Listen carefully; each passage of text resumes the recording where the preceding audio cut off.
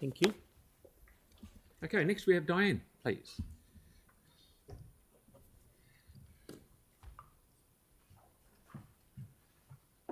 Hi. Hello. Thanks for hearing our responses to your annual plan. I hope that you find this helpful.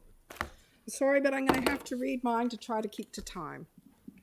So first of all, I would like to talk about drinking water. And as you will be aware, I, along with many, many others, find that it's egregious that we're forced to chlorinate our perfectly good, clean drinking water with plants that fluoride to be added at a great expense. The very same drinking water is bottled and shipped off without any of these additions required. And the people of Christchurch have the right to be able to drink this same water in its natural state that others are enjoying overseas. We are not Africa or even Auckland that need the filtration and purification that their water supplies go through. We have local government because one size does not fit all. In order to fulfill the decrees passed down by Wellington and to fulfill the desire of ratepayers, your real bosses, sorry, I missed my place now. I move that the council add more spring water stations around the city at their already existing well sites. This will ensure that everyone has the choice of clean, fresh water.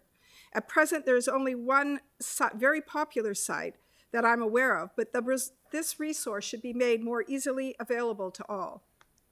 There's not enough time to have the debate about the safety of the chemicals added to our water, but as you all grew up without the chemicals in the water, I assume that you would agree that it's safe and much better tasting.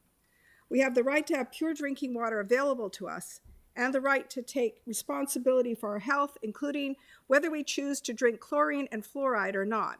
Please install more spring water fill stations. My next point is cycleways, another favorite issue of council and ratepayers. I'm not against cycleways per se, but question the over-engineered, costly execution of them here in Christchurch.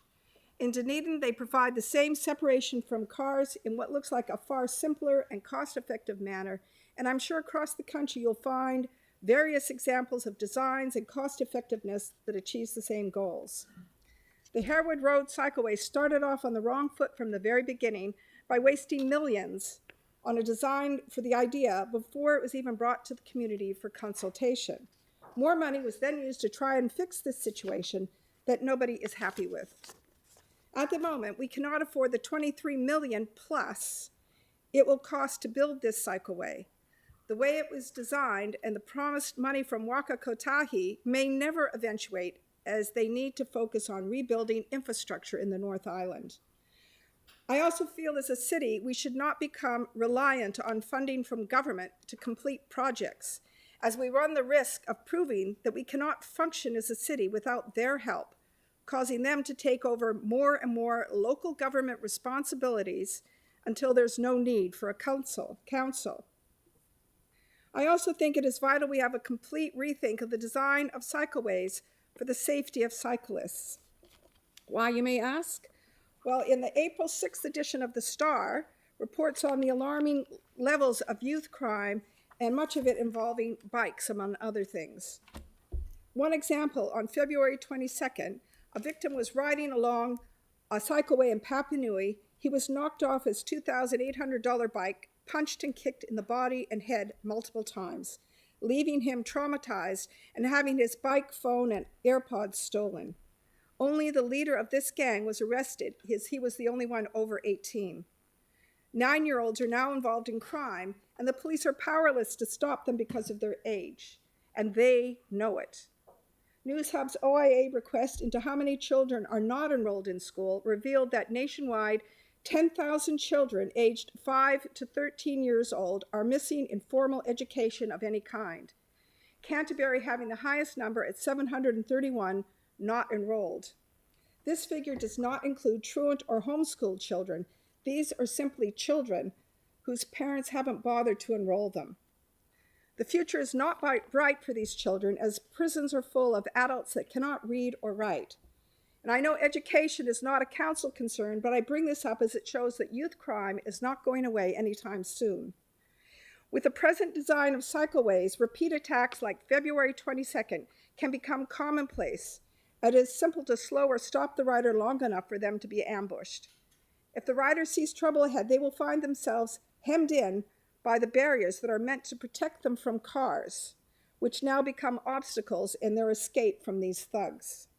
Therefore, in light of the fact that cars are not the only threat to cyclist safety, I move that a complete rethink of the design of this and other cycleways is needed.